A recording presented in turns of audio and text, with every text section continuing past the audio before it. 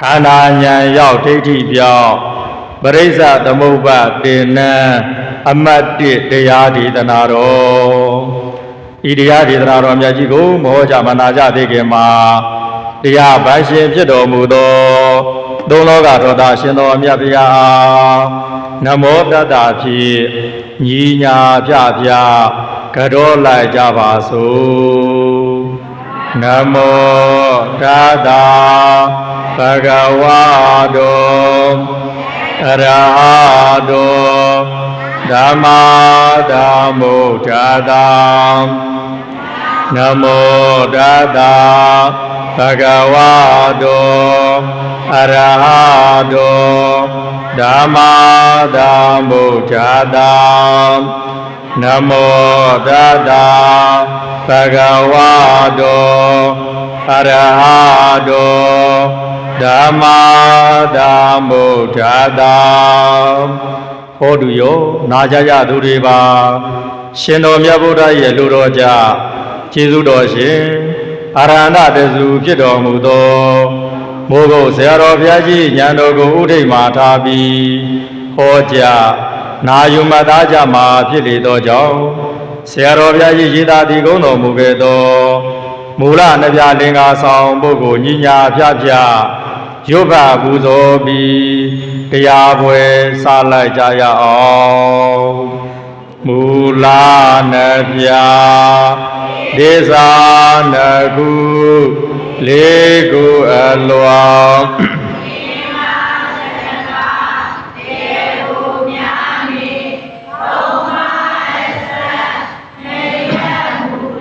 နာရီလေးရှိတယ်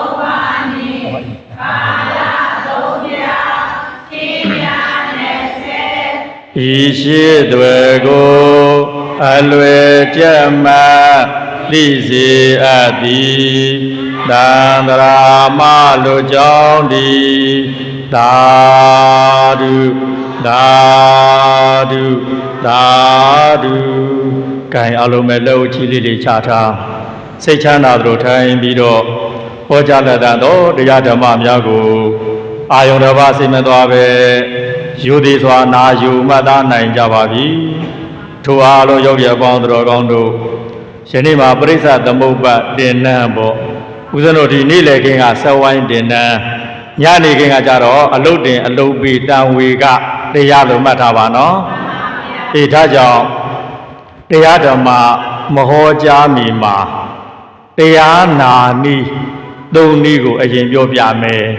တရားနာဒီဘယ်နေနည်းတယ်လဲအေးတရားနာနည်းသုံးနည်းတဲ့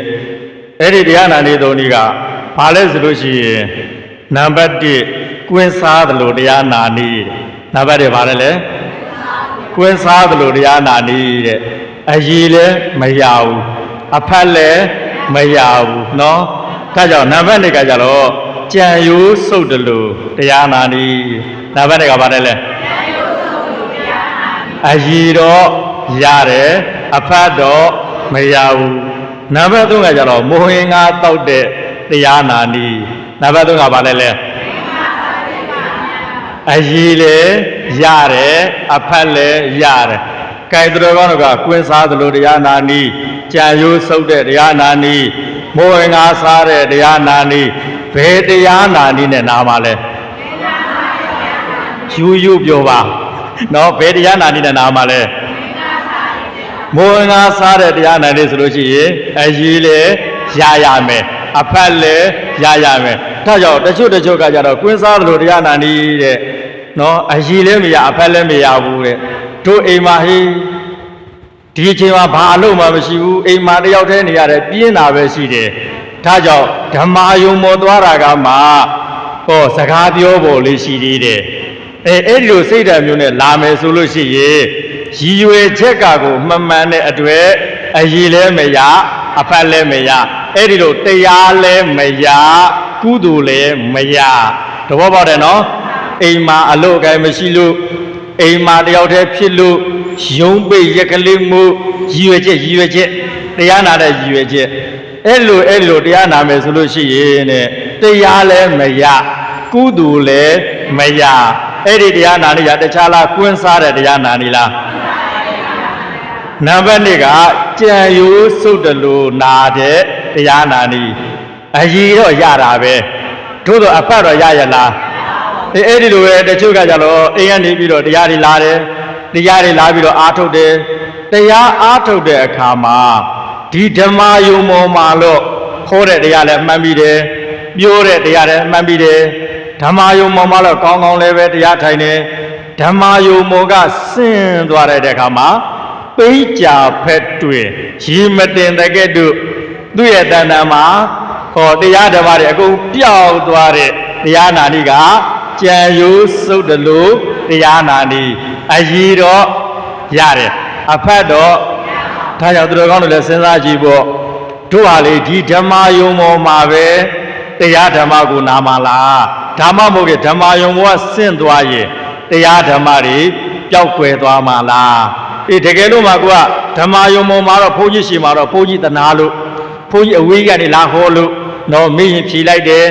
ဟောအဲ့ဒီလိုဘုန်းကြီးကွယ်ရလဲရောက်ပိဋ္ဌာဖက်တွေရီမတင်သလိုပျောက်ဆိုတာကဘာတရားနာနေတယ်လဲဒီထဲမှာကြံရိုးတွေပါလားဟာမပါဘူးเนาะနောက်တနေ့ရကြတော့ဘုန်းကြီးဟောတဲ့တရားကိုဓမ္မယုံပေါ်မှာလည်းပဲမှတ်သားတယ်တရားထိုင်တယ်အိမ်ပြန်ရောက်သွားတဲ့အခါမှာလည်းပဲဒီတရားတွေကိုဆင်ခြင်တယ်နှလုံးသွင်းတယ်အိမ်မှာလည်းပဲပုံမှန်တရားထိုင်တယ်အဲ့ဒီလိုတရားထိုင်တဲ့နေ့ကတော့ဟောဒီဓမ္မယုံပေါ်မှာလည်းကုသိုလ်လည်းရတရားလည်းရအိမ်ပြန်သွားတော့လည်းကုသိုလ်လည်းရတရားလည်းရဟောဒါဆိုလို့ရတို့ကတော့အဲ့ဒီတရားနာနေရကြတော့မိုဟင်္ဂါစာနီတရားနာနီမိုဟင်္ဂါစားတဲ့ပုံစံမျိုးနဲ့နာတဲ့တရားနာနီဒါကြောင့်သူတော်ကောင်းတို့ကိုဦးစင်းကမိုဟင်္ဂါကျွေးကျင်တာနော်ဆက်ဆက်ကလေးကြိုက်လားငံလေးကြိုက်လားဆက်ဆက်လေးကြိုက်ကြတော့မြတ်လို့နော်အေးဒါကြောင့်တရားနာပြီဆိုလို့ရှိရင်အကြီးလဲရအဖက်လဲရတဲ့တရားနာနေမျိုးနဲ့နာကြပါ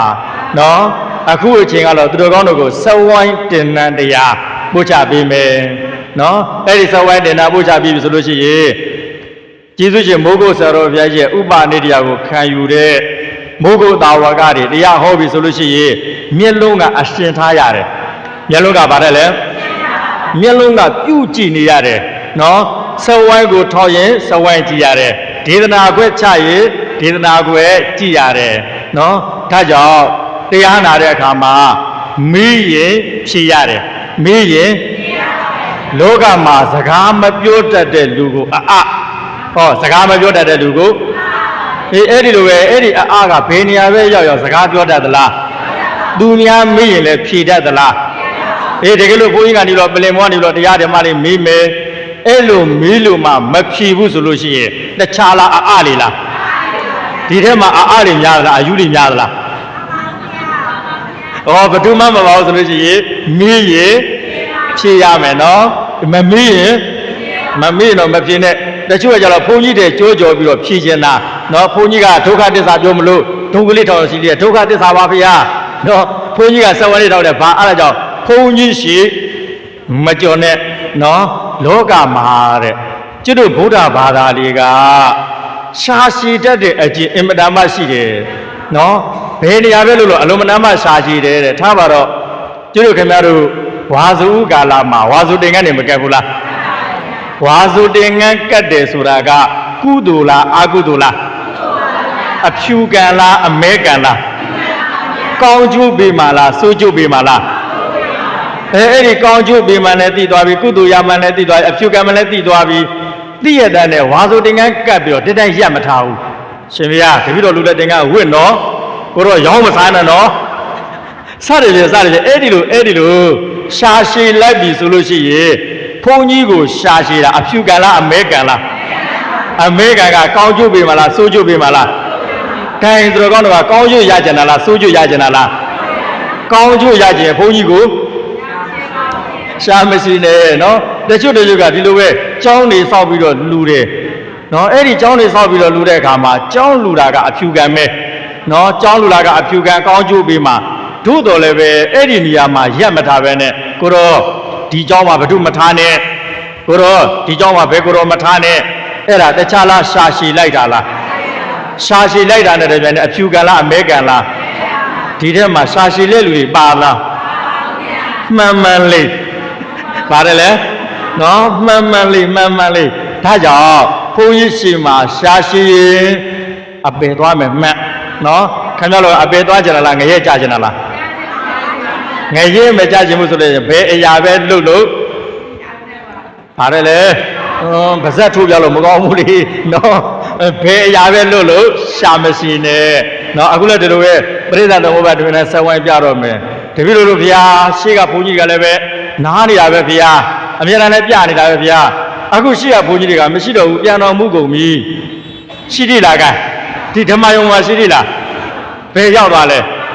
ဟောကြောင်းရောက်သွားတယ်တော်ရတာပေါ့နောက်ဘုန်းကြီးကလည်းဥက္ကွေနာအဲ့လိုပြောပါနော်ပြန်တော်မူတယ်လို့တော့မပြောနဲ့တော့အရေးဘုန်းကြီးတွေကပြန်သွားပြီနော်ဒါကြောင့်သူ့ဆရာနဲ့သူ့တကားနော်ကြံတဲ့အချိန်မှာဘယ်ဆရာဘယ်တကားထားလိုက်ရတယ်အခုအချိန်မှာတော့ဟောခင်ဗျားတို့တရားနာပရိသတ်တွေကနော်ကျုပ်တာဝကတွေဘာတာဝကတွေလဲဘုန်းကြီးတာဝကတွေဖြစ်တဲ့ဘုန်းကြီးစကားကိုတဝေမသိဘုန်းကြီးရှိရာရှာမရှိနဲ့ဘုန်းကြီးရှိရာဘာဖြစ်လို့ဒါပြောတယ်လဲဆိုလို့ရှိရင်ဦးဇင်းတို့တခြားဓမ္မယုံတွေတရားတွေဟောတဲ့အခါမှာမန္တိမှာတရားတွေဟောတဲ့အခါမှာနော်အများအားဖြင့်ရှာရှိတဲ့တက္ကမတွေတွေ့ကြတယ်နော်ရှာရှိတဲ့ပုဂ္ဂိုလ်တွေ့ရတယ်သူတို့ကောင်းတို့ခုဒီတန်တိတုခဓမ္မယုံမောကခုယောဂီတွေကကြောက်စင်းတူတော်လေးတွေတိုင်မဲ့နော်အင်မတန်မှငြိမ်သက်တယ်အင်မတန်မှတရားကိုစိတ်ဝင်စားတယ်6ပြေကင်းတဲလေးစင်လေးတွေနော်ဒီအကြောင်းကိုမန်းလေးရောက်မှပြောမှာဘယ်ရောက်မှပြောမှာလဲမန်းလေးရောက်မှပြောမှာအခုကျတော့6ပြေကင်းတဲလေးစင်လေးတွေကဲဟုတ်ပြီအဲ့လိုဆိုတော့ချင်းထားလိုက်ဒီပရိစ္ဆေသမုပ္ပါသဝိုင်းဒေသနာကျော်ကြီးကိုပြပြီဆိုလို့ရှိရင်သူတို့ကတော့ဒီမြင်အကုန်မြင်ရတယ်နော်ဒီပရိစ္ဆေသမုပ္ပါသဝိုင်းဒေသနာတော်ကြီးမှာအကွဲအားဖြင့်ဘယ်နှကွဲရှိဟောနံပါတ်1အကွဲနံပါတ်2အကွဲနံပါတ်3အကွဲနံပါတ်4အကွဲသဝိုင်းဒေသနာတော်ကြီးကအကွဲအားဖြင့်ဘယ်နှကွဲရှိဟောဒါဆိုလို့ရှိရင်မေးလိုက်မယ်1အကွဲကအကျိုးတရားလားအကြောင်းတရားလား2အကွဲကအကျိုးတရားလားအကြောင်းတရားလား3အကွဲကအကျိုးတရားလားအကြောင်းတရားလား4အကွဲကအကျိုးတရားလားအကြောင်းတရားလားဒါကြောင့်အကြောင်းအကျိုးဟောဒါဆိုလို့ရှိရင်ဟိုဒီသဝံကြီးကတခြားဒေသနာလားအကြောင်းအကျိုးဒေသနာလားဟောဒါဆိုလို့ရှိရင်ဒီသဝံကြီးကအကြောင်းဒေသနာလားအကြောင်းအကျိုးဒေသနာလားတခြားဒေသနာလားဟောအကြောင်းအကျိုးဒေသနာတဲ့အဲ့ဒီသဝံကြီးကိုသူတော်ကောင်းတို့ကြီးဒီ၄ကွယ်ရှိတဲ့သဝံကြီးအဲ့ဒီ၄ကွယ်ကိုခဏမေ့ထားလိုက်ခဏမေ့ထားပြီးတော့ဒီသဝံကြီးကနေပြီးတော့တဲ့တဲ့အောက်ကိုချမ်းချလိုက်စမ်းနော်စိတ်ထဲမှာအောက်ကိုတဲ့တဲ့ချမ်းလိုက်ချမ်းပြီလားအေးချမ်းပြီဆိုလို့ရှိရင်1နဲ့2ကတအုပ်စု3နဲ့4ကတအုပ်စုအုပ်စုဘယ်နှစုရတယ်လဲ1နဲ့2က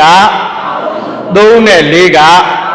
ဟောဒါဆိုလို့ရှိရင်အုပ်စုကွဲသွားပြီဟောအုပ်စုပါတယ်လေ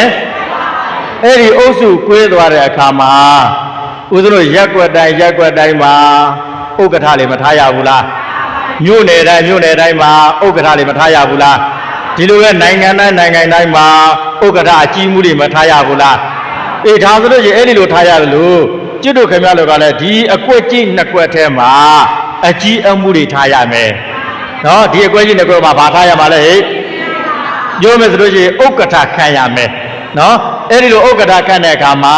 1နဲ့2အုပ်စုကိုအဝိဇ္ဇာကိုဥက္ကဋ္ဌခံမယ်ဟော1နဲ့2အုပ်စုကိုဘာကိုဥက္ကဋ္ဌခံမလဲဟဲ့3နဲ့4အုပ်စုကိုတဏှာကိုဥက္ကဋ္ဌခံမယ်3နဲ့4အုပ်စုကိုဒါဆိုရင်ခင်ဗျားတို့ဥက္ကဋ္ဌ2ယောက်ကွဲပြီလားအေး1နဲ့2အကွက်တည်းရဲ့ဥက္ကဋ္ဌက3နဲ့4အကွက်တည်းရဲ့ဥက္ကဋ္ဌကဟောဒါဆိုလို့ရှိရင်ဥက္ကဋ္ဌဆိုတော့တာမန်ပုဂ္ဂိုလ်တွေလို့နေလို့မရဘူးเนาะသူ့မှာကယာတို့ရှိတယ်အာနာရှိတယ်ဆိုလို့ရှိရင်သူ့မှာနေရာလေးတည်တံ့ပေးရတာเนาะဒါကြောင့်စစ်သားလို့စစ်ဗိုလ်မှုတို့ဗိုလ်ချုပ်တို့เนาะအစင်အတန်းနေမတူတဲ့အတွက်တာမန်စစ်သားကတာမန်နေရာပဲနေဟောဗိုလ်မှုတွေကဗိုလ်တဲမှာနေအဲ့ဒီလိုပဲတဲ့ဒီအဝိဇ္ဇာနဲ့တဏှာကကြတော့ ယာတုရှိတဲ့ပုဂ္ဂိုလ်အာနာရှိတဲ့ပုဂ္ဂိုလ်နဲ့တူတဲ့တွေ့သူတို့ကိုဘူသေးလေးမှာနေခိုင်းမယ်လူကဘယ်မှာနေခိုင်းမလဲဘူသေးလေးမှာတီးတီးခြားခြားနေခိုင်းမယ်နော်ဘူသေးလေးမှာဘယ်လိုနေခိုင်းမလဲတီးတီးခြားခြားနေခိုင်းမှာဖြစ်တဲ့တွေ့ကျေးဇူးရှင်မိုးကုတ်ဆရာတော်ဘုရားကြီးကစောဝိုင်းကြီးထဲမှာမှဟောစောဝိုင်းလေးကိုတိတဘူသေးလေးတခုစောက်ထားပြီးတော့ဟောဘယ်ဘူနဲ့ဘယ်ဘူကိုနေခိုင်းထားတာလဲဟိုဒါဆိုလို့ရှိရင်အဝိဇ္ဇာဘူကဘယ်အကွက်တွေကိုဥဆောင်တယ်လဲငေးမနေနဲ့နော်ငိုင်းမနေနဲ့နော်ငိုက်မနေနဲ့နော်အေးငေးတယ်ဆိုလို့ရှိရင်တခြားငေးတာလားငရဲငေးတာလားငိုင်းတယ်ဆိုလို့ရှိရင်တခြားငေးတာလားငရဲငေးတာလားဒီထဲမှာငရဲသွားမဲ့ပုဂ္ဂိုလ်များလားအပယ်သွားမဲ့ပုဂ္ဂိုလ်များလားဘယ်မှမသွားတဲ့ပုဂ္ဂိုလ်ဆိုလို့ရှိရင်မေးရင်မျက်လုံးတွေကိုမျက်လုံးတွေကိုကျူထားရပါတယ်နော်အေးဒါဆိုလို့ရှိရင်တစ်နဲ့နှစ်အကွက်ရဲ့ခေါင်းဆောင်ကဘယ်သူပါလိမ့်သုံးနဲ့လေးအကွက်ရဲ့ခေါင်းဆောင်ကဘယ်သူပါလိမ့်ဟာဒါဆိုလို့ရှိရင်ပြောတော့မယ်နောက်တနေ့ပြောတော့မယ်จิตတို့ခင်ဗျားတို့အခုရလာတာတခြားအကွက်ထဲမှာလားနှစ်အကွက်ထဲမှာလားနှစ်အကွက်ထဲမှာရကြတာတခြားရကြတာလားခန္ဓာ၅ပါးရကြတာလားခန္ဓာ၅ပါးရကြတယ်မဟုတ်ဘူးခြင်းလဲမနာခြင်းလဲမသိခြင်းလဲခိုးဒီလိုဘုန်းကြီးမိတဲ့တရားတွေကိုမဖြည့်ခြင်းလဲဟာအတာလို့ပါနော်ခန္ဓာ၅ပါးရလာတဲ့အတွေ့ဥနာတိတခါတည်းကပ်ပြီးတော့ပါမလာဘူးလားအမလီဒီထဲမှာဥကျင်တဲ့လူရှိသလားပြောဒီထဲမှာဥကျင်တဲ့လူရှိသလားဘာမရှိဆိုတော့မဟုတ်ခင်သေးလိုက်လေရသလားစူတောင်းခန္ဓာကိုယ်ကြီးစူတောင်းတာကိုယ်ဥနာတိပြည့်စုံအောင်ဒုက္ခတွေပြည့်စုံအောင်စူတောင်းခဲ့ရတာနော်ဒါကြောင့်ခင်ဗျားတို့ခန္ဓာကိုယ်ရဲ့စူတောင်းမပြည့်မချစ်မသိဘူးနော်စူတောင်းတွေကလာအောင်မှတာကွယ်သမီးကွယ်လင်ကွယ်ဆွေကွယ်မျိုးကွယ်တိုးကဖြစ်ဆက်လေဟိုဒီခန္ဓာကြီးအကုန်လုံးတွေ့ကိုတွေ့ရအောင်ပါပဲထားကြောင့်တဲ့ဟိုဒီလိုသူတို့ကောင်းလို့ဦးဇင်းတို့ဒုက္ခရခဲ့တာတခြားရခဲ့တာလားခန္ဓာ၅ပါးရခဲ့တာလားအကျိုးတရားအနေနဲ့ရတာလားအကြောင်းတရားအနေနဲ့ရတာလားဘာတစ္ဆာအကျိုးတရားရပြီဆိုလို့ရှိရင်အဲ့ဒီအကျိုးတရားကလေဓမ္မာကြီးဖန်ဆင်းပြီလို့ ਨੇ တူတယ်ဟာခင်ဗျားတို့ဟိုတရားမင်းကြီးကဖန်ဆင်းပြီတာ ਨੇ တူတယ်ဒါဆိုလို့ရှိရင်ဘုရားသခင်ကဖန်ဆင်းပြီတာလားရဲတင်လိုက်လားဖြေတာရဲတင်လိုက်လားဟောဘာဖြစ်လို့လဲဆိုလို့ရှိရင်အကျိုးတရားရပြီဆိုလို့ရှိရင်အကြောင်းတရားလုပ်ခဲ့လို့ဟောအကျိုးတရားရပြီဆိုလို့ရှိရင်အဲ့ဒီလိုခင်ဗျားတို့မဟုတ်ပါဘူးဗျာမဟုတ်ပါဘူးဗျာနဲ့ဖြေနေတာကကျေးဇူးရှင်မိုးဖို့ဆရာတော်ဘုရားရဲ့ကျေးဇူးတွေဟောဒီပရိစ္ဆေသမုပ္ပါစဝိုင်းကြီးကိုကြည့်ပြီးတော့တန့်ဖြေနိုင်တာတာမန်ပုဂ္ဂိုလ်တွေမြည်ကြည့်ပါလားဖြေနိုင်မှာမလားနော်မဖြေနိုင်ဘူးတော့ဒါကြောင့်ကျေးဇူးခင်ဗျားတို့ရတာတခြားလားခန္ဓာ၅ပါးလား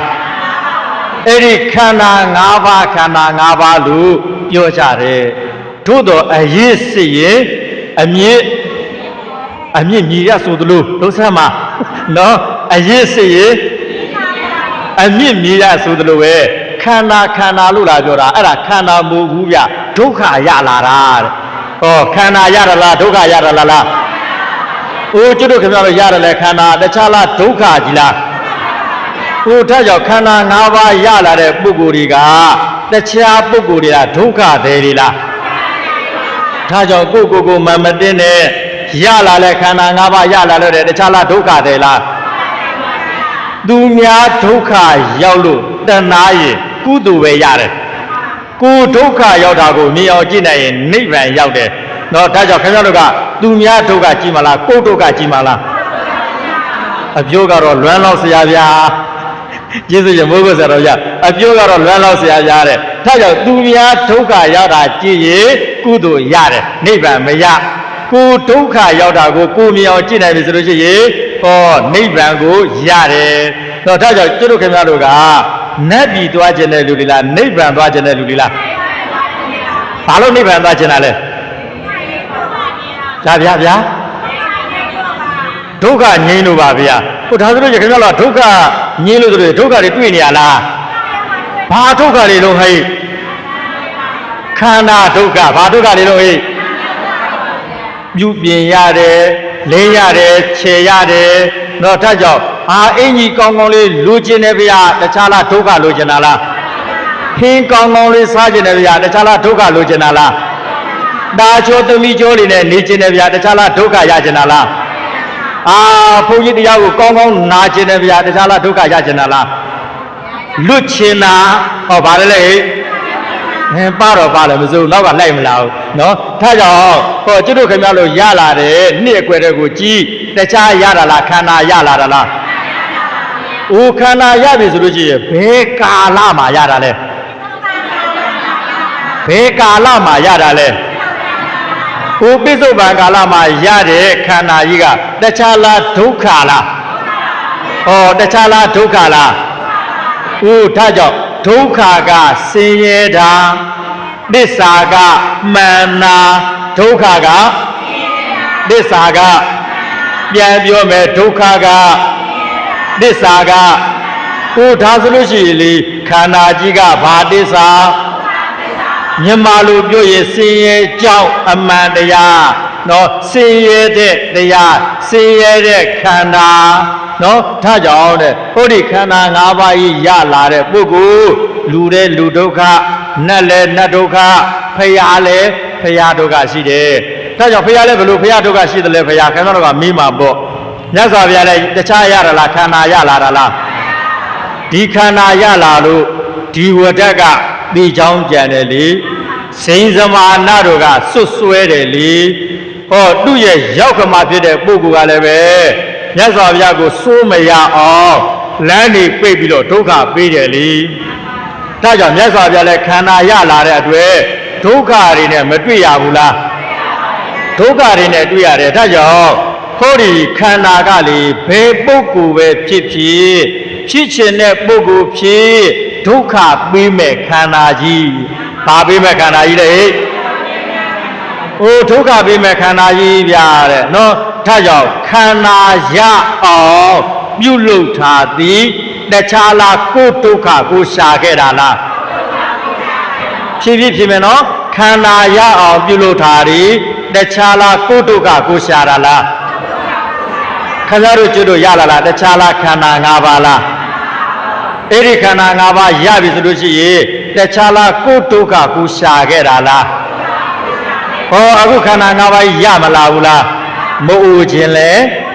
မနာခြင်းလဲမသိခြင်းလဲ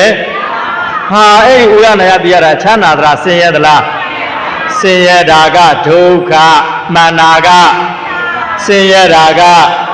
မှန်တာကခန္ဓာကြီးကဘာသစ္စာ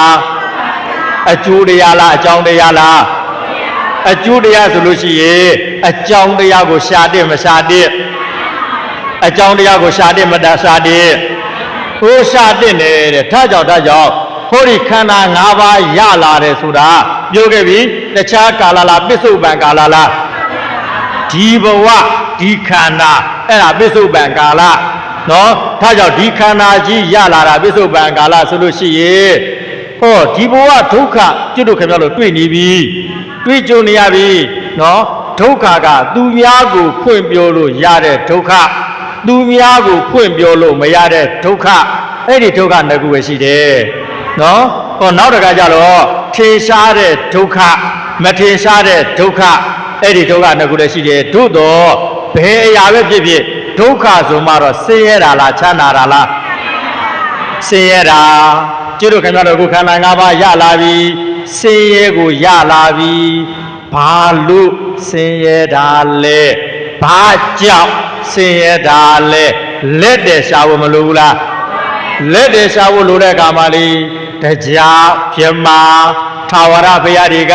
ဖန်ဆင်းလို့ဒုက္ခရောက်ခဲ့တာမဟုတ်ဘူးဟေ့တဲ့ဆူတောင်းမှာခဲ့လို့ဘာမှာခဲ့လို့လဲဆူတောင်းမှာခဲ့လို့တဲ့အဲ့ဒီဆူတောင်းမှာခဲ့တာလည်းပဲသစ္စာလားသစ္စာတရားမသိခဲ့တာလားဒါကြောင့်မတိမှုကြောင့်ထင်ရလို့တော့ဒုက္ခရ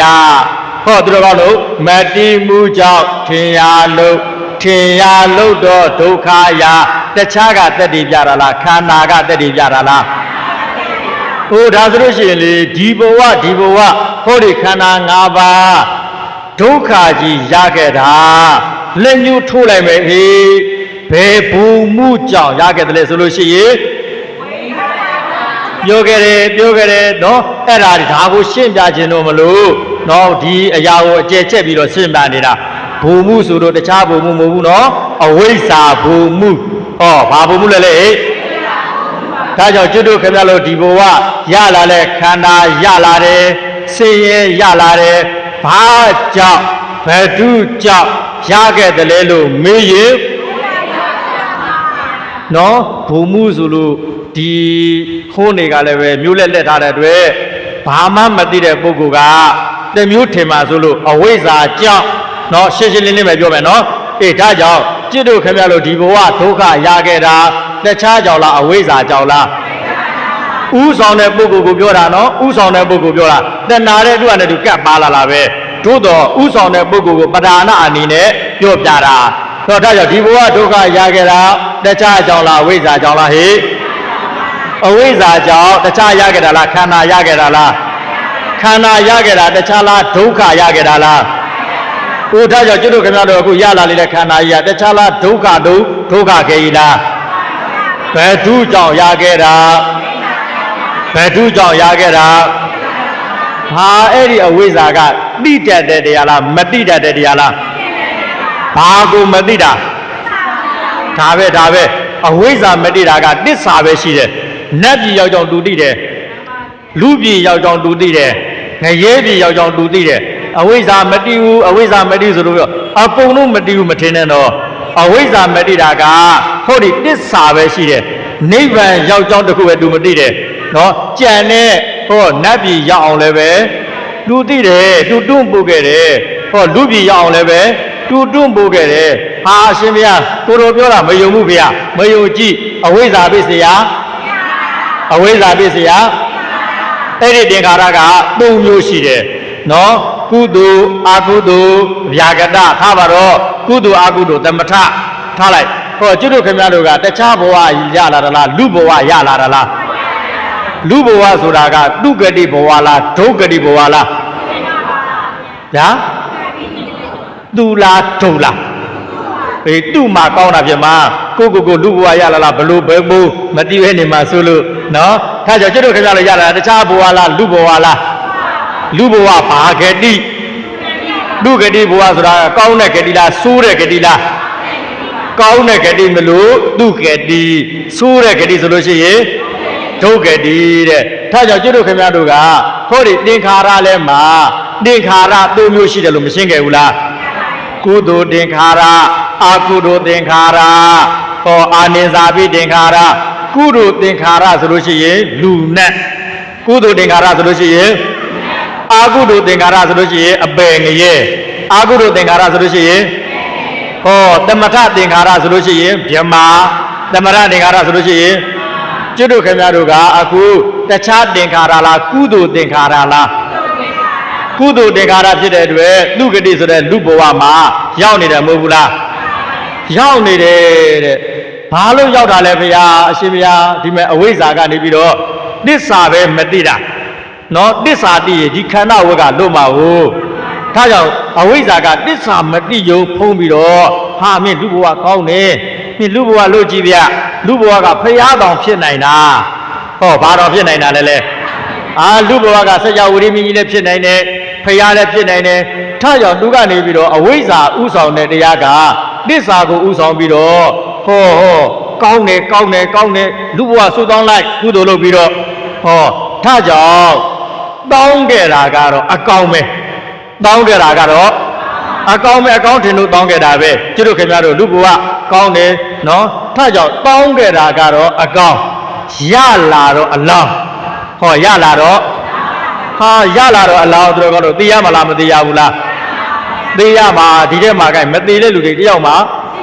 မရှိဘူးယောဂီတို့လည်းသိရမှာပဲပလင်မွားဘုန်းကြီးလည်းပလင်မွားဘုန်းကြီးကနောက်ကြမှာဒီမှာလားရှိတာနော်ဣထကြောင့်တောင်းခဲ့တာကအကောင်ရလာတာကမလီဒါကြောင့်ကိုမာနမကြည့်နဲ့နော်ကိုရင်မဝစ်ခင်မှာ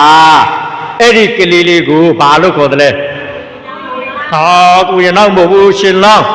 ဟောဘယ်မှာဘုန်းကြီးကျိုးပြချရမှာဗျာနော်ဩကိုရင်လေးမဝဲခင်မှာမောင်ရင်လောင်းလို့လည်းခေါ်တယ်ရှင်လောင်းလို့လည်းမခေါ်ဘူးလားဟိုယဟန်တက်ခါနီမှာယဟန်မဖြစ်သေးတဲ့ပုဂ္ဂိုလ်ကိုပြင်စင်လောက်ယဟန်လောက်မခေါ်ဘူးလားခေါ်တယ်ဖရာမဖြစ်တဲ့ဖရာအလောင်းကြတော့ဖရာအလောင်းမခေါ်ဘူးလားจิตတို့ခင်ဗျားတို့ကတဏှိဧကဘုရားသိရမယ်လူတွေလားမသိရမယ်လူတွေလား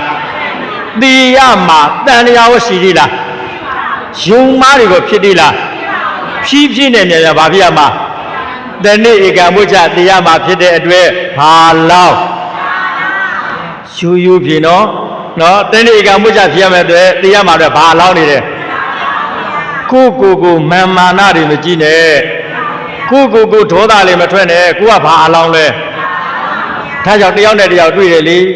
တွေ့တဲ့အခါမှာလေမျက်စိရှိတဲ့လူကမျက်စိမရှိတဲ့လူနေငါဘာမှတ်နေတယ်လဲပြောပြလိုက်မသာလောက်မှမှတ်တယ်တချို့ကနေပြီးတော့ဒေါသတွေထွက်တယ်လေနေငါဘာကောင်းမှမှတ်နေတယ်လဲပြောပြလိုက်ငင်းဒီလိုပဲလေဒီဂု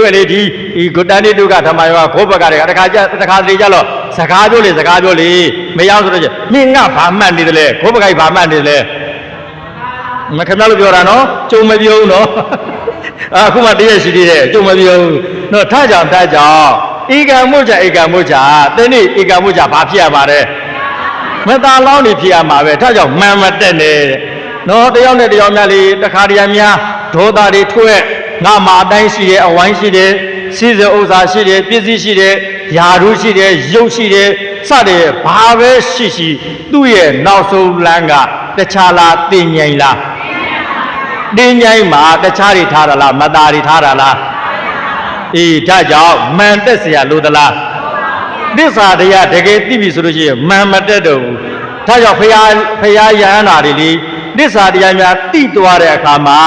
ကဲမှန်နေပြုတ်မကြဘူးလားမှန်နေတခါလည်းပဲပြုတ်ကြသွားတယ်တဲ့နော်ဒါကြောင့်တယောက်နဲ့တယောက်ဘာလောက်ချင်းစကားပြောနေရတာလဲဘာလောက်ချင်းခရီးသွားနေရတာလဲဘာလောက်ချင်းတရားနာနေရတာလဲပလင်ဘွားဘုန်းကြီးတဲ့ပါတယ်နော်ဒါကြောင့်သစ္စာတရားကိုပြောတဲ့အခါမှာမျက်နှာထောက်လို့ဖြစ်မလားမဖြစ်ဘူးနော်သစ္စာတရားကိုဟောတဲ့အခါမှာမျက်နှာထောက်လို့မဖြစ်ဘူးနော်ဒါကြောင့်ကိုကတော့ကောင်းမယ်ထင်တာလေနော်အဝိဇ္ဇာကပြောပြီးပြီသူကနိဗ္ဗာန်မရောက်ခင်သူကပြီးရောကျန်တာရောက်ချင်ရောက်သူခွင့်ပြုတယ်နော်ကုသိုလ်နဲ့ခွင့်ပြုတဲ့အတွက်လူဘဝရောက်လာတယ်နော်အကုသိုလ်ကတော့ပြောစရာကိုမလိုတော့ဘူးအပေငရဲတခါလည်းပဲဂျူးကနေကြောက်ကနေကြမှာပဲဟောသမထကုသိုလ်နဲ့ဆက်ပြီးဆိုလို့ရှိရင်ပြမပြီးဒါကြောင့်အဲ့ဒီအဝိဇ္ဇာကပြမပြီးအထီအောင်တော့ပို့နိုင်တယ်နော်ပို့နိုင်တယ်အဝိဇ္ဇာကပို့နိုင်တာမဟုတ်ဘူးနော်အဝိဇ္ဇာကမမြင်ခြင်းအောင်ဆောင်းပေးတယ်လို့ပြောတာတော့ကြအဝိဇ္ဇာကပို့နိုင်တယ်လို့ထင်ပြီးတော့မှားသွားမှာဆိုလို့ခင်ဗျားတို့ကစကားကတ်ချင်တာနော်အေးထားကြောင့်ဒီအဝိဇ္ဇာကသူကနိဗ္ဗာန်မရောက်ခင်ပြီးတော့မင်းဘာလို့ကွာကြိုက်တာလို့မင်းနိဗ္ဗာန်မရောက်ခင်ပြီးတော့နိဗ္ဗာန်ရောက်တဲ့တော်တစ်ချောင်းတော်ကကင်ထားမယ်အဲ့ဒီတော့မင်းဘယ်တော့မှငါဖွင့်မပေးဘူးဟောအဝိဇ္ဇာကတခြားတော့လူပြည်တော့ရော့ယူသွားကုသိုလ်လေးနဲ့မင်းယူသွားဒီနေရာဖွင့်ဒီလိုလူပြည်ရောက်တယ်ဒါကမင်းဗြဟ္မပြည်တော့ရော့ဒီတော့ယူသွားနော်ဒီလိုဖွင့်ရင်ဒီလိုရောက်တယ်ဒါကအပင်ငရဲတော့ရော့ဒီလိုဖွင့်ရင်ဒီလိုရောက်တယ်ယူသွားသူကတော်တစ်ချောင်းမဲ့တိန်ထားလားဘာတော့လဲလို့မေးရင်နိဗ္ဗာန်ရောက်မဲ့တော့အဲ့ဒီတော့ကတော့မင်းဆရာစားငါချမ်းသာတာကွာမပြီးဘူးကွာဒီတော့ပြီးလို့မင်းငါနယ်ပယ်ကလွတ်သွားမှာပေါ့ဟောအဲ့ဒီတော့ပြီးလိုက်သူ့နယ်ပယ်ကလွတ်သွားမှာလေဝိဇာဥဒ္ဓပါတိပေညာဥဒ္ဓပါတိအာလောကောဥဒ္ဓပါတိဥကတော့၅လုံးရှိတာပဲနော်ထားလိုက်တော့ထားကြအောင်တဲ့အဝိဇ္ဇာကနေဝိဇ္ဇာဖြစ်သွားပြီဆိုရင်သူ့နယ်ပယ်ကလွတ်သွားပြီသူ့နယ်ပယ်ကလွတ်သွားလိုက်တဲ့အဝိုင်းပြီးပြေးစရာမလိုတော့ဘူးသူကကျွတ်တို့ခင်ဗျားတို့ကိုတခြားလားအဝိုင်းပြီးပြေးစီချင်တာလားအဝိုင်းပြီးပြေးစီချင်တဲ့အတွက်ကျွတ်တို့ခင်ဗျားတို့ကလည်းပဲသူ့ရဲ့အလိုကြလေးပြေးလိုက်တာလေကုသိုလ်နဲ့ပြေးတဲ့အတွက်ဟောလူဘဝလူခန္ဓာရမလာဘူးလားဟောလူဘဝလူခန္ဓာရလာတဲ့အတွက်အဝိဇ္ဇာကြီးကတော့ပြုံ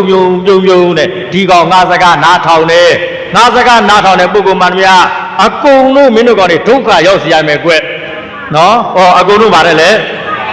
ဟာရှင်ဗျာဒါကစာဒုက္ခဗျာဟိုဒီဆက်ဝိုင်းကြီးကတာရကခန္ဓာကြီးကလက်တွေ့ပြနော်ဆက်ဝိုင်းကြီးကခန္ဓာကြီးကလက်တွေ့ပြမှာပဲလေခုနပြောသလိုပဲဒီခန္ဓာ၅ပါးရလာပြီဆိုလို့ရှိရင်သူတို့ကောင်းတို့စာတာလဲဒုက္ခပဲစိတ်ဆင်းရဲတာလဲနောက်ဆုံးဗျာပျော်ရရင်လည်းဒုက္ခပဲသားနဲ့သမီးနဲ့ခွဲနေရရင်လည်းအတူတူနေရရင်လည်းတရားနာရင်လည်းဒုက္ခပဲတရားနာရင်လည်းခင်ဗျားတို့နာဂာစကယုံနံနဲ့ဟောဒီတဏှာကြီးပြည့်မဲ့ယုံနံတူသလားမတူဘူးလေနော်ဟောနာစကတော့ဟောဒီယုံနံတဘာဝကဘာမှမပြောင်းလေ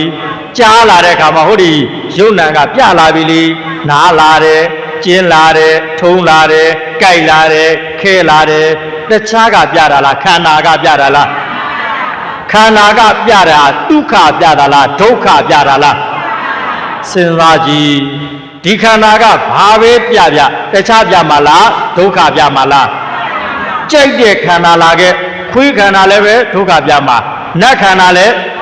လူခန္ဓာလည်းနောက်ဆုံးဖရာခန္ဓာလည်းဒုက္ခပြမှာပဲ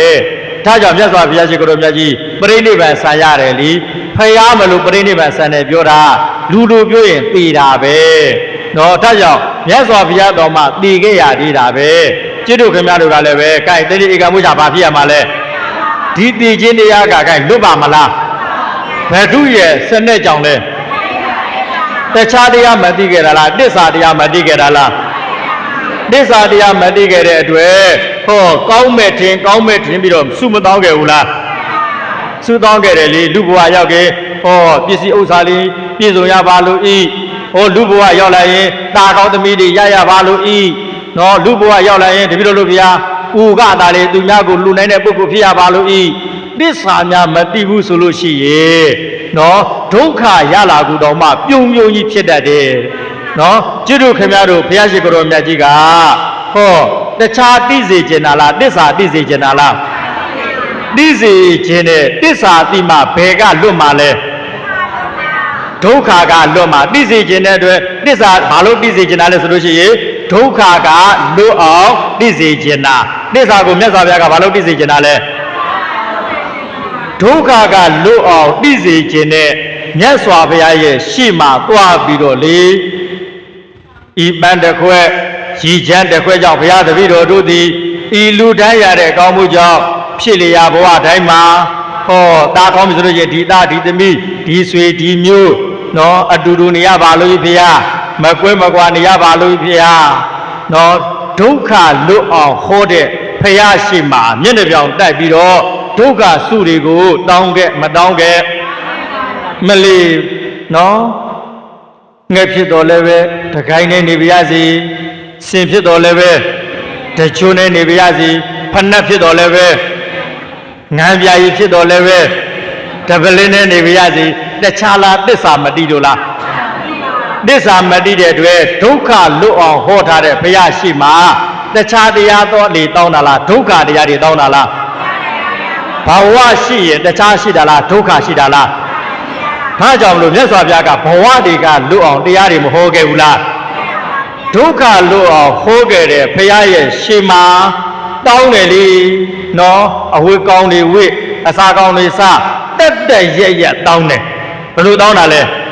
အစစ်မြင့်တောင်းတယ်နော်လမ်းဘေးကစားစရာတောက်စရာမရှိတဲ့သရောင်းသားတွေကအဝတ်စုပ်ကလေးနဲ့ခွက်ကလေးတစ်ခုကိုင်းပြီးတော့တောင်းတာ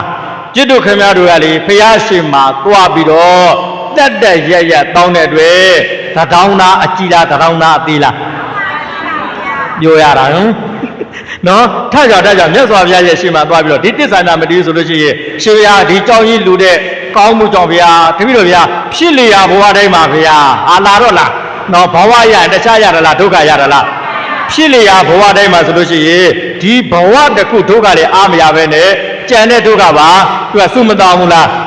စုတောင်းရတယ်လေတခြားလူရှိမှလားမြတ်စွာဘုရားရှိမှလားတချိန်တောင်းတာလားအခါတောင်းတာလားမြတ်စွာဘုရားမလို့နော်မြတ်စွာဘုရားမလို့ဥက္ကိုရနာလို့ဆိုလို့ဘာပြောမဲ့ထင်တယ်လဲနော်ဒီထက်ကြောင့်ခင်ဗျားတို့စဉ်းစားကြည့်မြတ်စွာဘုရားကဘဝရလာတာကဒုက္ခရလာတာအဲ့ဒီဒုက္ခကိုလူကျင်လို့ဟောသလားမလူကျင်တဲ့လို့ဟောသလား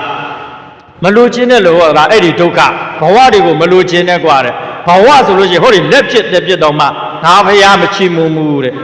အဲ့ဒီလိုဟိုထားလဲမြတ်စွာဘုရားရှိမှလေဟောပန်းတွေကရေကျဲတွေကစွန့်တွေက